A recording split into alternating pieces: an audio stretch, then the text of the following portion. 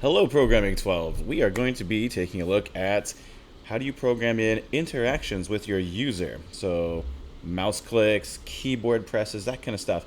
All this kind of thing is so important to many apps, but especially to games because, just watching the game, not so exciting as actually playing the game. So, first off, we'll take a look at the mouse or your touchpad, whatever you want to call it. And we have a bunch of ways of reading an input from that. The first one is some built-in variables that are directly connected to your mouse and are updated by processing. We've seen some of these variables before, like width and height. You'll notice that they change color. Depends on your theme what color they are, but you can see that that is a some kind of special variable by the color that they highlighted with. So width is always just the value of whatever your width of your sketch is. Height is always the sketch's height. So what about mouse variables? So the first one I'd like to show you is the mouse X and mouse Y variable. I'll stick it into a line function. So I'll have a line that goes from like the width divided by 2, height divided by 2 for the center.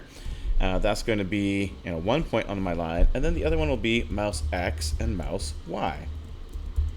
So these variables are automatically updated by processing with the coordinates of the mouse within your sketch. If it goes outside of your sketch, it doesn't continue to update it, but as long as your mouse is inside, it works. So let's run the sketch, and you'll see what happens. It's going to, every frame, be drawing a line from the center to your mouse. And you can get some fun, cool, this looks like the background of a manga when, the main character, is charging from behind there, or doing a huge punch or something like that. I think it looks pretty fun. You can do some fun interactive art with these kind of things. But yeah, mouse X and mouse Y lets you know where the mouse is. And that's going to be pretty important for many different things we're going to do. In addition, you can check to see if the mouse is being pressed with a built-in variable. So you could say if mouse pressed. Mouse pressed is a built-in variable that tells you if a mouse button is being clicked, being held down. You can say equals true, but because it's a Boolean variable, it is either true or false. So instead of checking to see if true equals true, you could just say if mouse pressed, because it is already true or false. And if it's true, this will run, and if it's false, it will not run. So without further ado, we can see that this sketch does nothing if I'm not clicking the mouse, but as soon as I click the mouse, it starts doing that. And as long as I hold down the mouse, it'll continue to do that, because this is true as long as you're holding down the mouse. So this is a great example of how to interact with the mouse. There's another way though, several ways, but another interesting way is for built-in function definitions. So just like void setup and void draw are sort of predefined function definitions that are plugged into processing in a special way, like setup always runs at the very beginning of a sketch and just one time, and then draw is built into that animation cycle. Like there's special functions that are left hollow for you to define, but are plugged into the apparatus of processing. So there's other ones too, like void mouse pressed.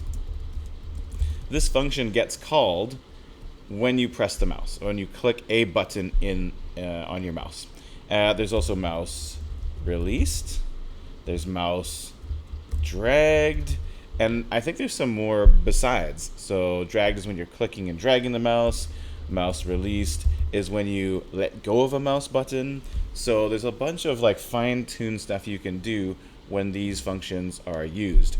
I mean, for example, if you do mouse dragged, you could put the same kind of code in here as we did before. I'll just put that back in.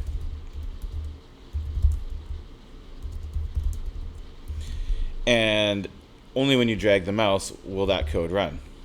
So if I click the mouse, it's not working, but when I start dragging it, like when I click and move the mouse while holding down the mouse button, that's when I get this code executing.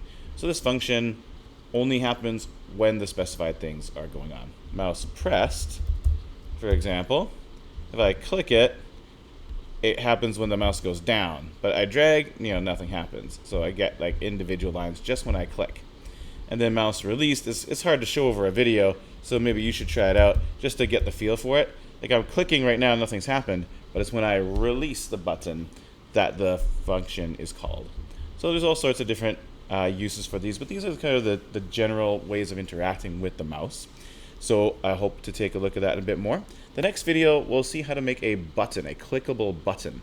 I think this will be a really useful thing. We used it a lot last year, so if you remember the math behind that, fantastic. If you don't remember the math, we'll remember it right now. So we'll see it in the next video. Thanks, everybody.